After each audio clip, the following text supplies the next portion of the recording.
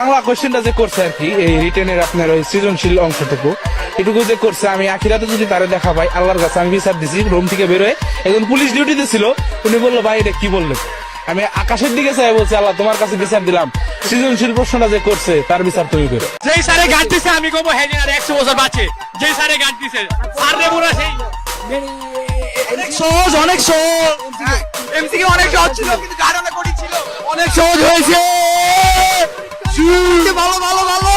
বন্ধুরা, বাঙালি ছাত্ররা এত বেশি অস্থির কেন?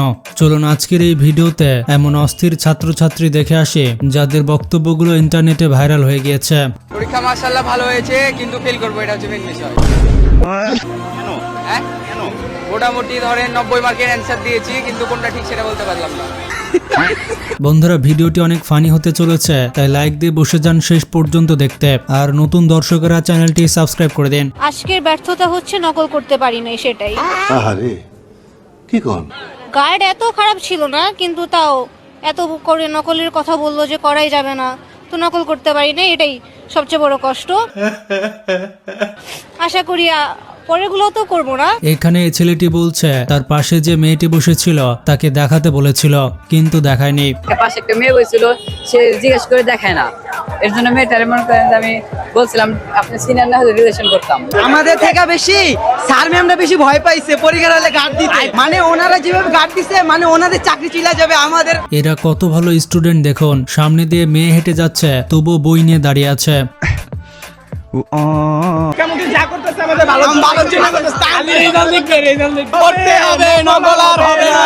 এখানে তো এসএসসি শিক্ষার্থীরা পরীক্ষার হলে লাগানো ক্যামেরাই খুলে ফেলেছে, কি একটা অবস্থা! এটাই এডিটিং এর ক্লাস। ভিডিওটার দিকে একটু লক্ষ্য, এবার একটু লক্ষ্য করেন। কি সুন্দর না? এটা এডিটিং এর একটা ক্লাস নিব ইনশাআল্লাহ, আপনাদেরকে শিখিয়ে দেওয়ার চেষ্টা। টপাররা ভয় পায়, ব্যাক বেঞ্চাররা কোনো সময় ভয় পায় না। Topper plus back bencher. আর এখানে এই ছেলেটি ক্লাসরুমের ক্যামেরার মুখ ঘুরে দেয়। ভাইরে ভাই, এই জেনারেশনের সাথে পারবে না। আমি স্বপ্ন দেখি আমার ছাত্রছাত্রীরা আমেরিকার মানের লেখাপড়া শিখবে। ওই একটা 1-2 এর গড়িতে কিভাবে মানুষ নকল নিতে পারে, এটা এলাও করবো। আনস্যাটিসফাইড বিষয়ে শিক্ষামন্ত্রী আমাদের উল্টাপাল্টা এইসব নির্দেশনা, গতবারের পরীক্ষাতে এরকম হয়। বন্ধুরা, মিলন সাহেবের জন্য এসএসসি শিক্ষার্থীরা পুরাই কটে। আসলে পড়াশোনা করতে হবে, নকল চলবে না।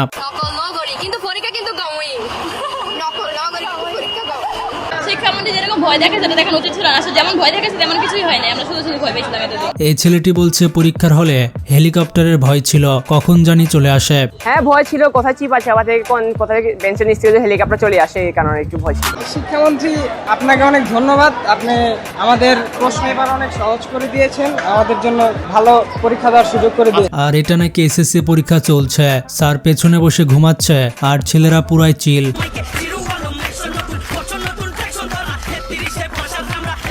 প্রশ্ন অনেক ভালো হয়েছে, কারণ এরকম প্রশ্ন যদি করে তাহলে সকলে মানে স্টুডেন্ট আর বাপ মার মানে স্বপ্ন পূরণ করতে পারবে, মানে পাশ করা সবার সম্ভব। এখানে তো পোলাপান বলেই ফেললো যে আমরা মিলন ভাইকে ভয় পাই না, সে হচ্ছে আমাদের ভাই ব্রাদার। আপনারা কি বলেন, আমরা কি মিলনে ভয় পাই?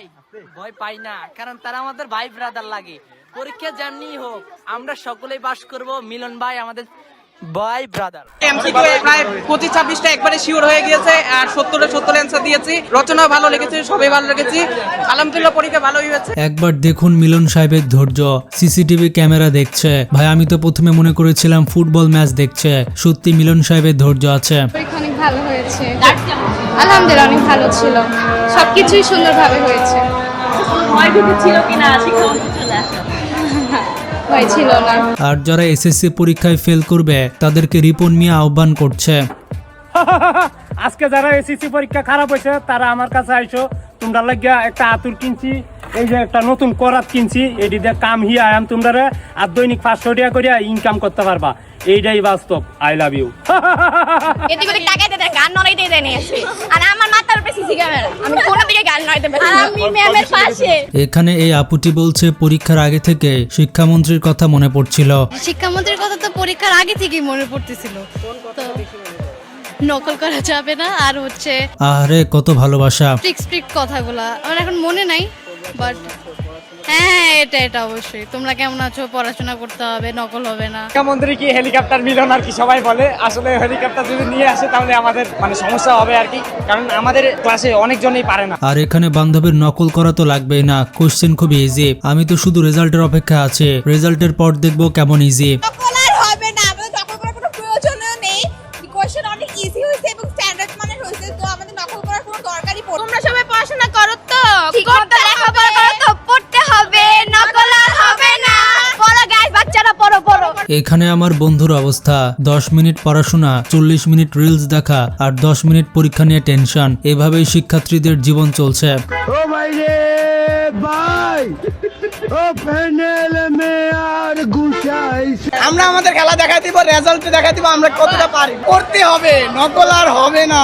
এখানে বলছে শুধুমাত্র গ্রাম সাইডে নকল হয়, ভাই আমি তো জানি শহরেও নকল হয়। শিক্ষামন্ত্রী নকল করার যে ব্যাপারটা বলছে ওইটা আসলে আমাদের জন্য বলে না, ওইটা গ্রাম সাইডের মানুষদের জন্য বলছে। মানে যে পড়ছে তার কাছে সহজ আর যে পড়ে না তার কাছে কঠিন।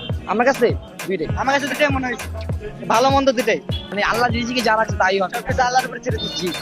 আল্লাহ রিজিকটা তাহলে আল্লাহ যা দিবে তাই হবে। আর এখানে শিক্ষামন্ত্রী যা শুরু করেছে, শিক্ষার্থীদের বলার কিছুই নাই, শান্তিতে একটু দেখা দেখি নকলও করতে দিবে না। শিক্ষামন্ত্রীকে নিয়ে কি বলবো, শিক্ষামন্ত্রী যা শুরু করছে মানে আমাদের বলার কিছু নাই। শিক্ষামন্ত্রীকে নিয়ে শিক্ষামন্ত্রী বলতে পড়তে হবে, নকল আর হবে না, আমরা নকল করিও না। সত্যি কথা নিজের মুখে বলতেছি, প্রাউডলি বলবো যে আমি 2 সাবজেক্টে ফেল করছি। সেটা হচ্ছে ফিজিক্স আর একটা হচ্ছে ম্যাথমেটিক্যাল। আচ্ছা, ম্যাথমেটিক্যাল আমি মাইক যে লিখি না এমন না, আমি লিখছি আলহামদুলিল্লাহ ভালো লিখছি, বাট আমার কমন পড়ে না ম্যাথগুলা, যার কারণে আমার অনেক কাটাকাটি হয়ে লেখা হয়েছে, বিধায় আই থিঙ্ক টিয়ার যার কাছে। ভাই এখানে হালকা করে ইমোশনাল হয়ে গেছিলাম।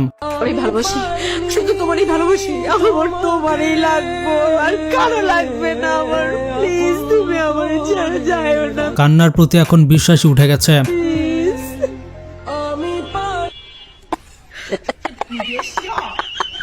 ভাই তাকে পরোয়া করি না, নকল আনি নাই ভাই, কখনো নকল করি নাই আর এবার করার মনে করতেছি না। যে শিক্ষামন্ত্রী আছে ভাই উনি একেবারে জোকার। সাইলেন্ট এক্সপ্লের একটা কথা বলছে না, শুধু এইগুলো করে আমাদেরকে ভয় দেখা দেবো না, আমরা এক আল্লাহ ছাড়া কাউকে ভয় পাই না। ভাই এই গরমে ঠান্ডা হওয়ার নতুন টেকনিক।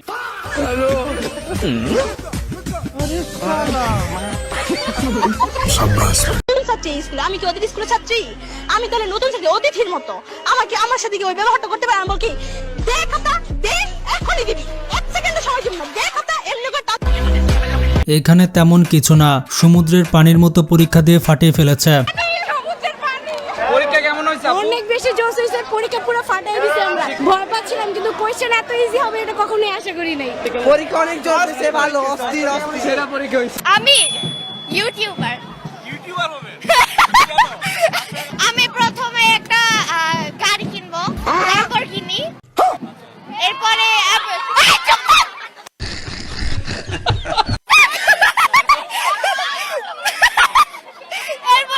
তো যারা বান্ধবীকে নিয়ে ট্রল করছেন তাদের উদ্দেশ্যে বান্ধবী কিছু বলবে। বেশিরভাগ ট্রল করছে যারা আসলে পড়ালেখা করে না, ওরাই করতেছে আমার মনে হয়।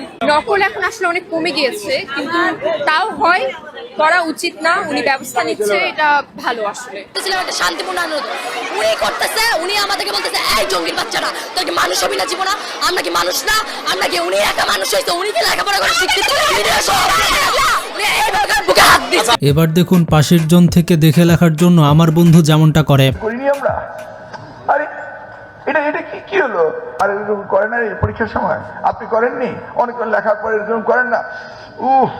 কি বলবো, তাও বিবেক দিয়ে লিখছি। ইনশাআল্লাহ যদি মানে বন্দুকের গুলি মিস যাবে, আমার A+ মিস যাবে না ইনশাআল্লাহ। মিলন সাহেব ঠিকই বলেছে নকল আর হবে না, আর ক্লাসে ঠিকই নকল হচ্ছে। তোমরা কেমন আছো? ঠিক মতো লেখাপড়া করো তো? করতে হবে, নকল আর হবে না। সকালে পড়বো, দুপুরে পড়বো, বিকেলে পড়বো, সন্ধ্যায় পড়বো, রাত্রে পড়বো, কালকে পড়বো, পরশু পড়বো, পরের সপ্তাহে পড়বো, পরের মাসে পড়বো, পরের বছরে পড়বো, 2027 সালে পড়বো, বিয়ের পরে পড়বো, বুড়ো হলে পড়বো, মরার পরে পড়বো। এখানে আমার অবস্থা, এমনিতে আমি যা আন্দাজ করি তাই সত্য হয়, শুধু MCQ আন্দাজে দাগাইলে ভুল হয়। তোমরা কেমন আছো? ঠিক মতো লেখাপড়া করো তো? করতে হবে, নকল আর হবে না।